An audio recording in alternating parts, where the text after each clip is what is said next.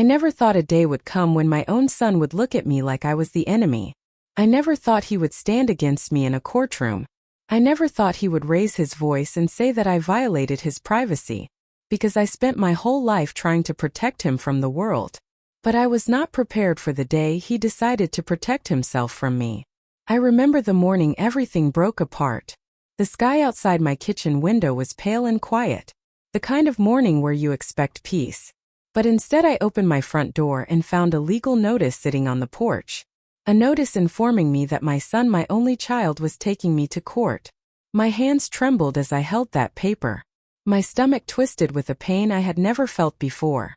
It was like the world beneath my feet shifted, as if my heart stepped off a cliff. I sat at the kitchen table staring at the notice, reading it again and again, trying to understand why, trying to convince myself it was a mistake. But every word was clear. Every sentence pointed toward betrayal. My son claimed I violated his privacy. My son claimed I destroyed his trust. My son claimed I overstepped as a parent. But that was not just a claim. It was a lie that took root somewhere inside him, planted by someone I did not know, or maybe by a world that convinced him I was the villain. I spent the entire day in silence, walking through the rooms of my house, rooms I built for him, rooms filled with memories. Each memory felt like a blade, cutting deeper and deeper, because I raised him alone. I fought through sleepless nights and long work hours. I sacrificed everything. But now none of it. But now he sat there with eyes that felt cold. Eyes that looked through me instead of at me. I wanted to run to him. I wanted to hug him and ask why he was doing this. But he avoided my gaze. He looked straight ahead, his jaw stiff, his fingers tapping nervously on the table. And next to him sat a lawyer. A stranger preparing to stand against me, as if I was some kind of criminal. The judge entered. Everyone rose. My heart pounded so loud it felt like the whole room could hear it. I stood there trembling. I stood there alone. When the judge asked my son to speak, he stood up slowly. His voice was sharp. His words were rehearsed. He said I looked through his phone. He said I opened his messages. He said I violated his space. He said I invaded his privacy. He said I ruined his life. Each sentence hit me like a blow. Each word carried disappointment. I could feel the courtroom staring at me. I could feel judgment hanging in the air. But I kept standing, because I knew the truth. A truth he was hiding. A truth he was terrified to admit. When it was my turn, I stood up. My hands shaking. My throat dry. I tried to speak, but my voice cracked. I told the judge that I never violated my son's privacy. I told him I respected him. I told him I trusted him. But I also told him I found something. Something that forced me to intervene. Something that no parent could ignore. And when I said those words, my son dropped his head. His shoulders stiffened. His jaw tightened. Because he knew what I was about to reveal. The courtroom fell silent as I stood there gathering every fragile piece of courage left inside me. My heart thudded against my ribs like it was trying to escape. My fingers. I said I did not open any messages. I said I did not search for secrets. I said the truth was simple. I found his phone on the kitchen floor one morning. The screen was cracked and glowing. A notification popped up on its own. A message that said something no parent should ever ignore. My son flinched as if the words hit him in the gut. His shoulders curled inward. His fingers tightened on the table. His breathing grew shallow. Because he remembered that night. He remembered the mistake. He remembered the message. I continued speaking, my voice trembling but firm. The message said he was planning to meet with a group of people who were older than him. People who had already been in trouble with the law. People who used him. People who convinced him they were his friends. But they were not. They were dangerous. I told the judge I was terrified. I told him I did not open the conversation. I did not read anything else. But I saw enough to make me fear for my son. I said I tried to talk to him. I tried to warn him. I tried to protect him. But he pushed me away. He called me controlling and paranoid. He said I was ruining his life. He slammed the door and walked out, leaving me in the hallway with my heart falling to pieces. My son shifted in his seat, his face tightening, his eyes darting downward, because the truth was seeping out.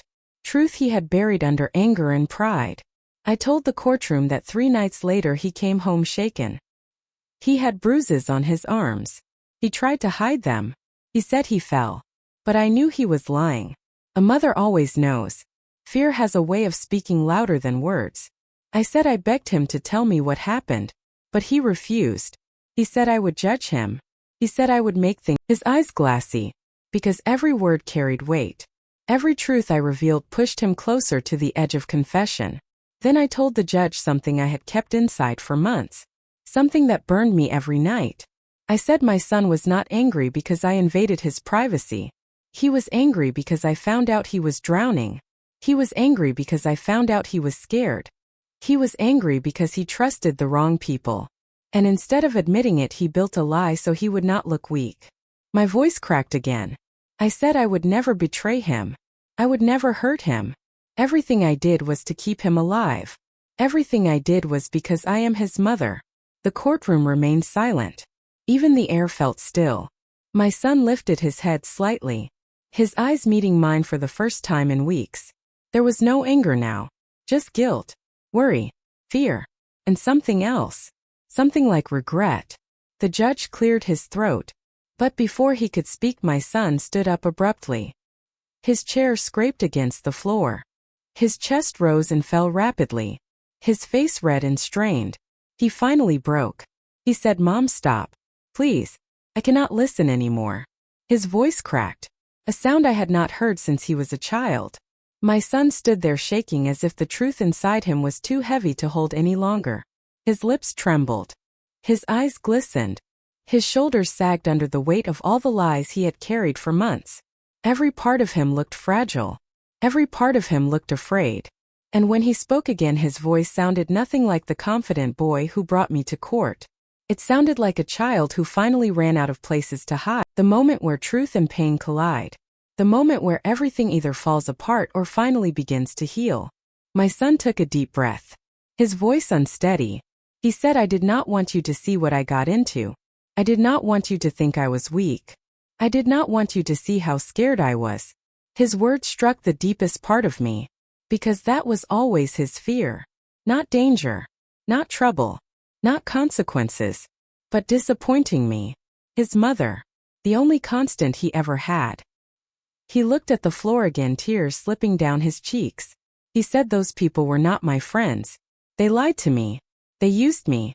They made me feel like I mattered. And when I tried to leave, they threatened me. They hit me. They said they would come after you too." The courtroom gasped softly. A wave of shock washed over the room. But I was not shocked.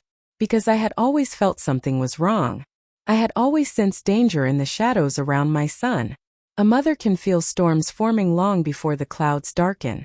My son wiped his face with the back of his hand, his voice shaking harder now. He said, "I was terrified and angry, and I did not know how to stop anything. So when you confronted me, I panicked. I blamed you. I said you invaded my privacy, because I thought if I said that, if I pushed you away, the problem would disappear. But it only got worse. And I kept lying, and lying, and lying, until I convinced myself it was true." He let out a broken breath, one that carried months of fear, months of guilt, months of pretending he was fine, when he was drowning in silence. The judge leaned forward, his expression soft but firm. He asked my son why he took the pain he had carried alone, the pain he never deserved in the first place. I took a small step toward him, my legs trembling, my voice soft and shaky. I said, "You do not have to be perfect for me. You only have to be honest. You only have to be safe. You only have to be here." My words broke him completely. His knees wobbled. His breath hitched. He covered his face with both hands. And for the first time in so long, he cried like the little boy I used to hold. The boy who trusted me. The boy who needed me. The boy who was still inside him somewhere. The judge cleared his throat, preparing to deliver his verdict. The entire courtroom leaned forward. Every heart held still. Every breath paused. Because what he said next would change everything. The judge looked at my son with eyes that carried wisdom and disappointment and understanding all at once. He took a long, slow breath as if he wanted every word that followed to land with truth and weight. The courtroom stayed silent, not even the sound of shifting chairs or quiet whispers filled the air. Everyone waited. Everyone watched. Everyone felt the tension tighten like a knot that refused to loosen. My son stood there wiping his tears. His shoulders slumped. His breathing uneven. His eyes red and tired. He looked like a boy who had finally reached the end of running. A boy who had no walls left to hide behind. A boy standing in front of his mistakes fully exposed. The judge leaned forward slightly. His voice deep, calm, steady. He said, "Young man, you did not bring your mother to court because she hurt you. You brought her here because you were hurting yourself." His words cut through the room. Sharp, honest, undeniable. My son blinked. His mouth parted. His chest rose sharply as if, "You chose anger. You chose a lie." My son lowered his head again. His jaw shaking. His fingers trembling against the table. The judge kept speaking. He said, "Privacy is important. But so is safety. So is honesty. So is the responsibility of a parent who has the right to protect their child from danger." He said, "Your mother acted out of fear and love. Not out of invasion. Not out of control. Not out of distrust." He paused, letting the words sink into the air. Then he turned to me. His expression softened. He said, "You did what any concerned mother would do in your situation. You acted to protect your child. And this court will not punish a parent for choosing safety over silence." My breath caught in my chest. Tears filled my eyes. Not from victory, but from the overwhelming wave of relief. A relief I had not felt in months. Relief that someone finally understood. Relief that someone saw through the lie. Relief that my son was finally facing the truth. The judge returned his gaze to my son. His voice firmer now. He said, "I am dismissing this case. Your claims are not grounded in truth. They were built on fear and guilt and pressure from the wrong influences. But this ends today. Right now. Here." My son swallowed hard. His eyes filled with tears again. His breathing shaky. As if the weight of every lie was crashing down on him all at once. Then the judge said the words that silenced the entire courtroom. Words that silenced my son forever. Words that carried more force than any punishment. He said, "The person who violated your life was not your mother. It was you. You violated." Sobs filled with the pain of growing up too fast and trusting the wrong people. I wanted to run to him. I wanted to hold him. I wanted to tell him that no matter how badly he messed up, I would always be his mother. But I waited. I let him cry. I let him finally release everything he had buried.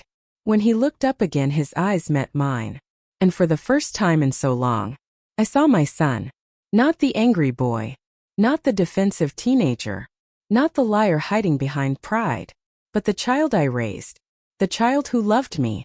The child who needed me. He whispered, "I am sorry, Mom." His voice barely audible. Broken but sincere. And those words felt like a light breaking through months of darkness. When my son finally whispered those words, the entire world around me seemed to stop. Time slowed. The walls blurred. My heartbeat softened into something gentle. Because those 3 small words carried the weight of months of pain and fear and distance. He said, "I am sorry, Mom." And for the first time since all of this began, I felt my soul breathe again. I took one hesitant step toward him. Then another. My legs trembling as if they were made of glass. I could feel every emotion rising inside me. Pain, relief, love, heartbreak, hope. All twisting together until they felt impossible to separate. My son stood there with tears streaming down his face. His chest rising and falling in uneven waves. His hands shaking as he tried to wipe away tears that kept coming. He looked young again. Not defeated but exposed. Not ashamed but vulnerable. A boy who had spent too long pretending to be strong. I reached him slowly. Cautiously, as if one wrong move might shatter the fragile bridge forming between us. When I finally stood in front of him, I lifted my hand gently. He did not, kept pushing you away. And every time I did, it hurt more. But I could not stop. His words pierced through me like soft, painful truth. I ran my hand through his hair like I used to when he was small. I said, "You do not have to fix everything alone. You never did. You only had to come to me. You only had to talk. You only had to let me help you." He looked up at me with swollen red eyes. His voice shaking. He said, "I was scared you would be disappointed in me. Scared you would see me as a failure. Scared you would give up on me. That sentence cut through my heart. Because the idea that my son thought I could ever give up on him hurt deeper than anything else. I leaned closer. My voice soft but firm. I said I carried you before you could walk. I protected you before you could speak. I fought for you before you even understood the meaning of fight. I will never give up on you. Not now. Not ever. He let out a broken sob. One that echoed through the quiet courtroom. And even though the moment was painful, it carried a strange kind of healing. A healing built on truth. A healing built on vulnerability. A healing built on the cracks that finally opened between us. The judge watched us silently. His expression softened by what he witnessed. He cleared his throat gently. Not to interrupt but to remind us the hearing was still in session. But his tone was kind. His eyes understanding. As if he knew this moment mattered more than any legal procedure. He said, I encourage both of you to seek counseling together. Not because you are broken, but because you have both carried more weight than any family should bear alone.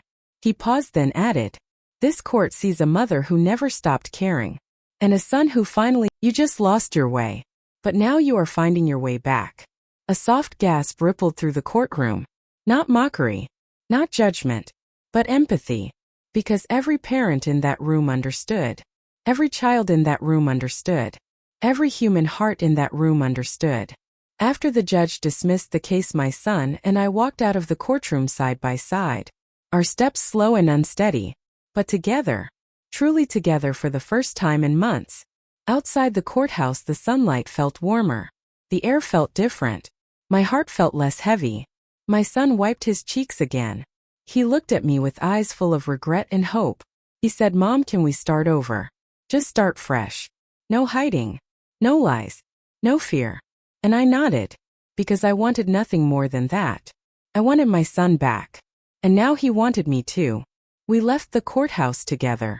Shoulder to shoulder. Our steps echoing on the pavement. The sun shining softly above us. A soft breeze swirling with promise. For the first time in so long it felt like we were breathing in hope. He turned to me slowly. His voice quiet but earnest. He said, Mom, I am sorry for dragging you through court. Sorry for making you feel like I was your enemy. Sorry for making you cry. Sorry for making you suffer. I looked at him with tears in my eyes and shook my head gently. I said, you will never have to apologize for telling the truth. You will never have to apologize for being scared. You will never have to apologize for needing me. He looked down at his hands, then back at me. He nodded slowly. He said, I want to make things right. I want to earn the building that once seemed like the end of us. Now just a memory. Painful memory. But a memory that led us here. He asked me, Mom, will things ever go back to the way they were? I paused, thinking about the tears, the lies, the nights I cried myself to sleep. I thought about the fear, the anger, the heartbreak. But I saw hope in his eyes. And I said, maybe not exactly the same. Maybe better. Because we learned something. Something powerful. We learned the truth matters more than hiding. We learned honesty matters more than pride. We learned love matters more than silence. His hand slipped into mine. Warm and real. And for the first time I felt like we were walking into a future that did not scare me, but one I could believe in. We reached our car. I opened the door for him just like I used to. He looked at me with gratitude, with softness, with a glimmer of trust. He said, Mom, I want you to know I love you. I said, I know, sweetie. I always knew. We got into the car. The engine started. The world outside continued. But inside we carried something new. Something fragile. Something real. As we drove away I looked at him. He stared out the window. Lost in thought. Quiet. Maybe thinking about what he had done. Maybe thinking about what he wanted to become. I closed my eyes for a moment. I whispered a prayer for him. A prayer for healing. A prayer for forgiveness. A prayer for hope. Because even though everything had been broken, because even though we had almost lost each other, we still had each other. And sometimes that is enough. When we reached home the driveway felt different. The house looked the same. The walls, the windows, the door. But something inside the air had changed. Something softer, something lighter, something that felt like a beginning rather than an ending. My son stepped. The familiar scent of our living room drifted out. Coffee, laundry, warmth, memories. Memories that once hurt, but now felt like stepping stones toward healing. He hesitated at the doorway, just for a second, as if unsure whether he deserved to walk in, as if he was afraid his mistakes were still lingering in the walls. I touched his shoulder gently. I said, "This is your home. It always was. It always will be." He nodded and walked inside. Slow steps. Careful breaths. His eyes wandering over the furniture, the pictures on the wall, the little things that made our life together. A life he almost walked away from. He touched the picture frame on the shelf, the one that held his childhood photo. He was smiling with missing teeth, holding a toy truck, his eyes full of innocence and dreams. He whispered softly, "I miss that version of me." My heart twisted. I stepped beside him. I said, "That version of you is still here. He just got lost. But he is finding his way back." He looked at me with wet eyes, and for the first time he truly believed it. We sat on the couch together, not talking, just breathing, letting the quiet settle around us, letting the heaviness slowly melt away. After a few minutes he spoke, his voice soft and cautious. He said, "Mom, I want to tell you everything. Everything I hid. Everything I felt. Everything I feared." I nodded, because I was ready. Ready to hear him. Ready to support him. Ready to understand him. He took a deep breath, and the words began to spill out of him, slow at first, then faster, as if he had waited too long to release. I felt like I was losing myself. Tears filled his eyes again, but he let them fall. He did not hide them. He did not pretend to be strong. He let himself break. And for the first time he let me see the truth behind the anger, the truth behind the lie, the truth he was too afraid to admit. I listened, every word carving itself into my heart, but not painfully. Truth heals, even when it hurts. When he finished, he wiped his eyes. He looked at me with trembling lips and said, "I should have come to you. I should have trusted you. I am so sorry, Mom. I really am." I leaned forward and wrapped him in the tightest hug, a hug full of forgiveness, a hug full of love, a hug full of everything words could not say. I whispered, "You came back. That is what matters. You came back to me." He cried into my shoulder, his tears warm, his body shaking. But this time his tears did not break me. They healed me, because they were honest, because they were real. And I held him, knowing we still had a long road ahead. But we would walk it together this time, step by step, truth by truth, heart to heart. That night felt different. The house was quiet, but it was no longer heavy, no longer filled with tension or fear. Instead, it felt like we had opened a window and let fresh air rush in, letting the darkness escape, letting hope settle gently into every corner. My son sat with me on the couch, his eyes tired, his breathing slow, his body still trembling from everything he had confessed. But there was peace in him, a fragile, soft peace, the kind that comes after finally telling the truth. He leaned back against the cushions. He stared at the ceiling for a long moment, because he was finally understanding what I had tried to teach him for years. That strength is not silence. Strength is truth. I reached out and took his hand. I said, "You do not ever have to be strong alone. Not around me. Not in this house. Not in this life." He nodded slowly, his throat tightening, his eyes filling again. But these tears were not fear, not shame. They were release. Soft, clean release. We sat there until the sun dipped low, the room glowing in warm golden light, the kind of light that makes everything look softer, gentler, new. After a while he said, "Mom, can we promise something? Just you and me." I asked him what promise. He looked at me, his eyes steady, his voice firmer now. He said, "No more secrets. No more hiding. From now on we talk. Even when it is hard. Even when it is scary." My heart swelled, big, full, warm. I said yes. Promise. No more silence. No more walls. He nodded and breathed out slowly, as if a weight he carried for too long finally rolled off his shoulders. Later we got up and went to the kitchen. The same kitchen where everything had started. The same place where I found his cracked phone glowing on the floor. A moment that changed our lives. A moment that nearly broke us. He walked toward the table. His steps slow and thoughtful. He ran his fingers over the surface, tracing the wood grain. The memories. He whispered, I remember yelling at you right here. I remember blaming you. I remember saying you ruined my life. He swallowed hard, his voice cracking. He said you did not ruin anything. You were trying to save me. I reached out, touching his arm gently. I said we cannot change what happened. We can only grow. He whispered, thank you for not giving up on me. A tear slipped down my cheek, but I smiled. I said I never will. We stood together in the quiet kitchen. Just a mother and her son. Both healing. Both rediscovering each other. Both learning how to move forward. The night outside grew darker.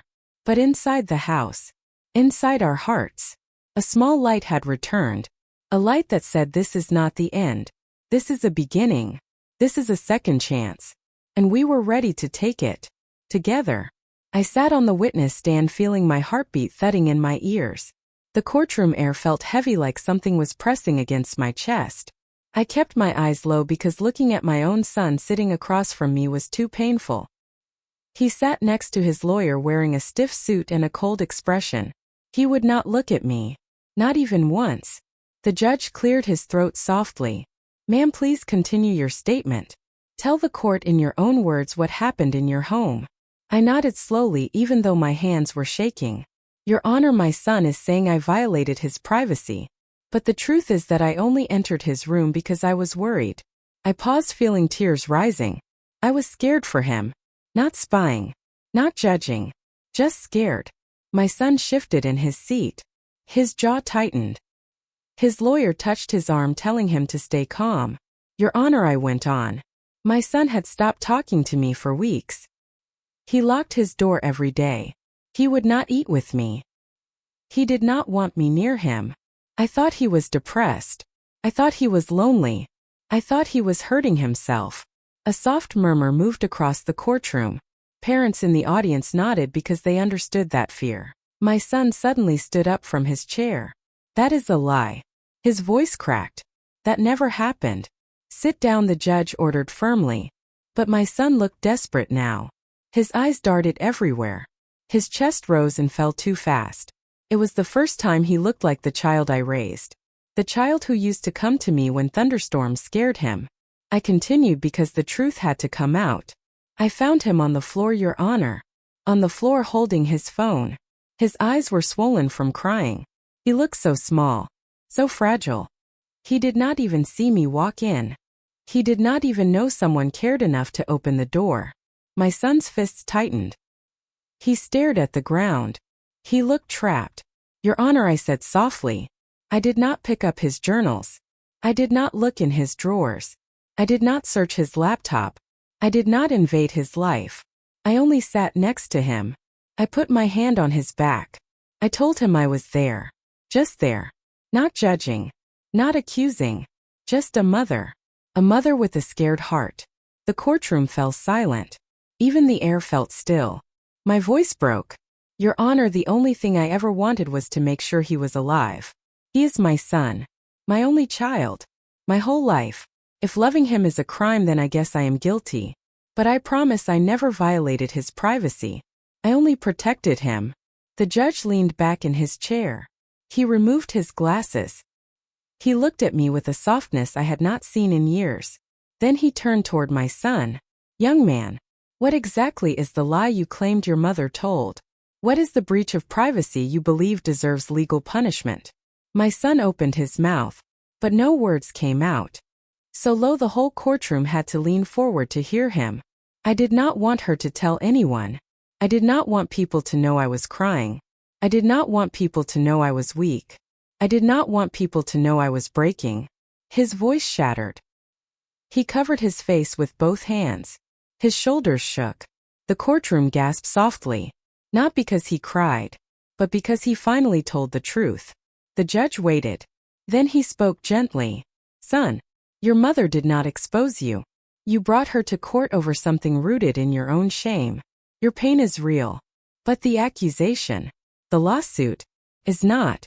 My son sobbed harder. Tears fell through his fingers. The judge sighed deeply. This court will take a short recess.